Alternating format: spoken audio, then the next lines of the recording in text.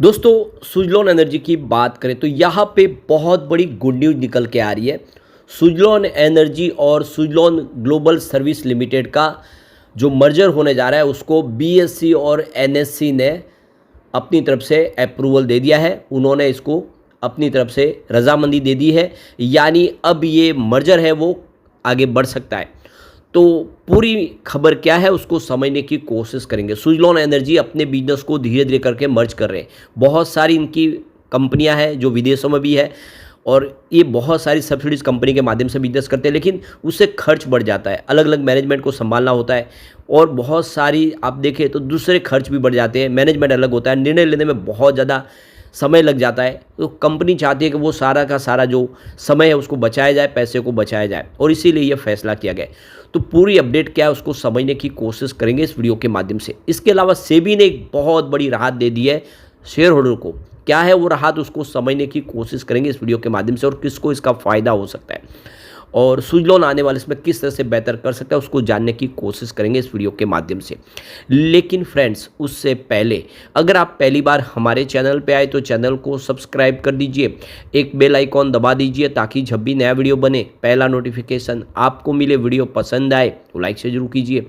चलो friends, video start करते हैं। मैं हूँ आपका दोस्त SB दवे और हमारे अपने चैनल ऑनलाइन कमाई में आपका बहुत बहुत स्वागत है। तो सबसे पहले यहाँ पे हम सुज़लॉन एनर्जी के कारोबार की बात करें तो फ्राइडे को देखो कि 65.65 पर क्लोजिंग थी। बीएससी पर 0.5% की यहाँ पे तेज़ी देखने को मिली, तो गिरावट का दौर थमा है और सुज़लॉन यहाँ से अब बेहतर करता हुआ दिखाई दे रहा है। तो सुज़लॉन एनर्जी के शेयर के 52 वीक के हाई की बात करें तो यह 86.04 का है, जो पिछली बार तेज़ी का दौर शुरू हुआ था जब सेंसेक्स भी 86,000 को पार कर गया था। उस समय इसने 86 का हाई बना दिया था, काफ़ी अच्छी दौड़ लगाई थी और ये जो दौड़ शुरू हुई थी 2 रुपये से हुई थी।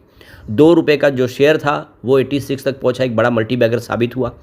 और इसका जो 52 वीक का लो लेवल है वो 46.15 का, जो गिरावट का जब दौर शुरू हुआ, यानी जो सेंसेक्स नीचे फिसलना शुरू हुआ 73,000 का लेवल सेंसेक्स ने बताया, तब ये स्टॉक भी 46 के लेवल पर आ गया।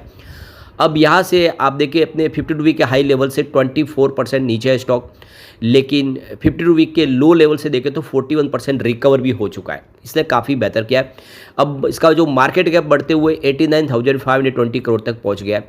कंपनी का पी रेशियो 43.48 का है और यहाँ पे फिलहाल सुज़लॉन के ऊपर टोटल कर्ज मात्र 323 करोड़ का बका है। ये आप कर्ज समझ रहे हो, इसके सामने इनके पास जो कैश फ्लो उसका डबल है, तो कोई चिंता की बात नहीं है। जितना कैश है उस पर कर्ज कम है तो वो कभी भी कर्ज को चुका सकते हैं।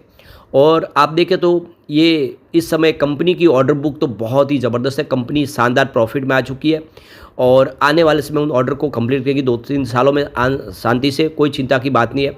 और ऐसे में स्थिति बदलती हुई दिखाई दे रही है। अब जो बड़ी अपडेट निकल के आ रही है, सुज़लॉन एनर्जी को एनएससी और बीएसई से नो एडवर्स ऑब्जर्वेशंस का लेटर मिल गया है।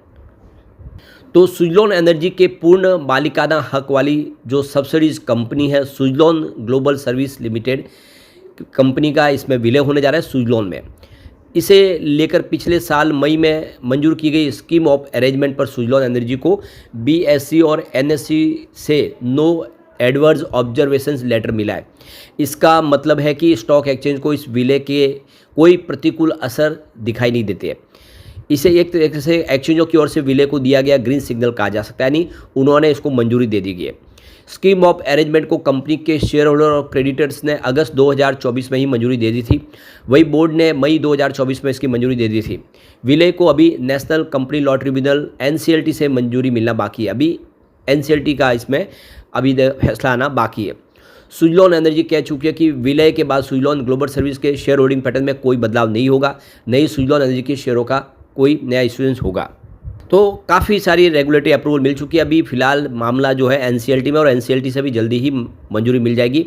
बीएसई और एनएससी ने अपने लेटर में ये मेंशन किया है कि सुज़लॉन एनर्जी यह सुनिश्चित करेगी कि propose scheme of arrangement SEBI के नियमों का पालन करने वाली होगी। कंपनी वसूली कार्रवाई और यहाँ पे प्रोसिक्यूशन आदि से जुड़ी डिटेल का खुलासा भी करेगी। साथ ही प्रपोज स्कीम को सेबी के पास जमा कराने के बाद इसमें शामिल एंटिटीज ड्राफ्ट में कोई बदलाव नहीं करेगी। संबंधित अधिकारियों की ओर से किए गए अनिवार्य किए गए बदलाव इसमें किए जा सकते हैं। तो कुल मिला के काफ़ी अच्छी गुड न्यूज़ है और ब्रोकेज हाउस भी बहुत ज़्यादा बुलिश है। मोतीलाल ओसवाल ने इसको लेकर अपनी राय दी है। उनका कहना है कि कंपनी का एबिटाडा ब्रोकेज की उम्मीद से 38% ज़्यादा रहा है, यानी जो उनको उम्मीद से उससे बेहतर इसने प्रदर्शन किया है। और ऐसे में आप कह सकते हैं कि आने वाले समय जितने ब्रोकेज हाउस है वो कह रहे हैं कि स्टॉक इस लेवल से अच्छा कर सकता है। अगर हम प्रदर्शन की भी बात करें तो सुजलॉन एनर्जी ने मार्च क्वार्टर में बहुत ही बेहतरीन प्रदर्शन किया है। प्रॉफिट 1182 करोड़ के आसपास रहा है। यह एक साल पहले यानी आप देखें तो फाइनेंशियल 2024-25 में मात्र 254 करोड़ का प्रॉफिट था। इसमें 365% की ज़बरदस्त जंप देखने को मिली है। तिमाही आधार पर रेवेन्यू है उसमें भी वृद्धि हुई है और आप देखें तो रेवेन्यू सालाना आधार पर 73.2% की वृद्धि के साथ 3773 करोड़ तक पहुंचा है, जो बहुत ही बेहतरीन बात है। और एबिटाडा आप देख सकते हो कि यहाँ पे एक साल पहले जो 340 करोड़ के आसपास था वो बढ़ते हुए 2025 में 677 करोड़ तक पहुंचा है।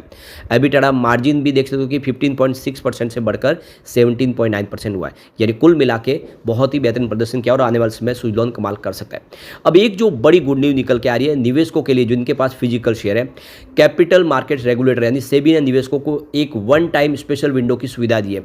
इस विंडो की मदद से निवेशक 1 अप्रैल 2019 से पहले डाली गई ऐसी फिजिकल शेयर ट्रांसफर रिक्वेस्ट को दोबारा फाइल कर सकते हैं जो किसी कमियों की वजह से खामियों के कारण या तो खारिज कर दी गई थी या फिर वापस कर दी गई थी। ये सुविधा 6 महीने के लिए है और ये 7 जुलाई 2025 से लेकर 6 जनवरी 2026 तक उपलब्ध रहेगी। तो सेबी ने निवेशकों को आसान बनाने के लिए उनके निवेशकों और निवेशकों के अधिकारों की रक्षा के लिए लगातार कोशिश कर रहा है। सेबी फिजिकल फॉर्म में शेयरों के ट्रांसफर को 1 अप्रैल 2019 से बंद कर दिया गया था। इस विंडो में फाइल की गई ट्रांसफर रिक्वेस्ट को केवल डीमटेरियलाइज्ड फॉर्म में प्रोसेस किया जाएगा और इस दौरान उचित प्रक्रिया का पालन होगा। कंपनी और शेयर ट्रांसफर एजेंट को विंडो के दौरान हर 2 महीने में प्रिंट और सोशल मीडिया के जरिए विंडो का प्रचार करने के लिए कहा गया है। उन्हें ऐसे मामलों को संभालने के लिए डेडिकेटेड टीम्स को लगाने और प्राप्त प्रोसेड और अप्रूव रिक्वेस्ट की संख्या के बारे में सेबी को मंथली रिपोर्ट सौंपने का भी निर्देश दिया है। इसके साथ ही किसी रिक्वेस्ट के रिजेक्शन के कारणों और उसके एवरेज प्रोसेसिंग टाइम के बारे में भी सेबी को बताना होगा। इससे पहले सेबी ने निवेशकों को ऐसी ट्रांसफर डीड्स को फिर से जमा करने की सुविधा दी थी जिन्हें कट ऑफ डेट से पहले जमा तो किया गया था लेकिन डॉक्यूमेंटेशन इश्यूज के कारण खारिज कर दिया गया। सेबी ने यह सुविधा की डेडलाइन 31 मार्च 2021 तय की थी। हालांकि कई निवेशक इस डेडलाइन के अंदर अप्लाई नहीं कर सके थे। निवेशकों, रजिस्ट्रार और शेयर ट्रांसफर एजेंट और लिस्टेड कंपनियों के रिप्रेजेंट्स के आधार पर विशेषज्ञों की एक समिति ने इस मामले का रिव्यू किया था। समिति में लीगल प्रोफेशनल, आरटी और कंपनी के प्रतिनिधि शामिल थे। इसके बाद में विशेषज्ञ समिति ने ऐसे निवेशकों के लिए फिजिकल फॉर्म के में शेयर ट्रांसफर का एक और मौका दिए जाने की सिफारिश की थी, जिसको सेबी ने मान लिया और अब यह फिर से मौका आ गया है। ये निवेशकों के लिए जिनके पास फिजिकल रूप से शेयर है वो अब अपने डीमेट में ट्रांसफर करा सकते हैं। बहुत अच्छी पहल है, तो इसका आपको भी फायदा होना चाहिए अगर आपके पास पहले से अगर फिजिकल रूप से शेयर है। लेकिन फ्रेंड्स, कोई भी इन्वेस्टमेंट करने से पहले अपने फाइनेंशियल एडवाइजर से एडवाइस ले ले या अपना खुद का रिसर्च करें, क्योंकि मैंने वीडियो आपके एजुकेशनल पर्पज़ के लिए ही बनाया। वीडियो पसंद आए तो लाइक से जरूर कीजिए और चैनल को सब्सक्राइब कर दीजिए। Thank you friends.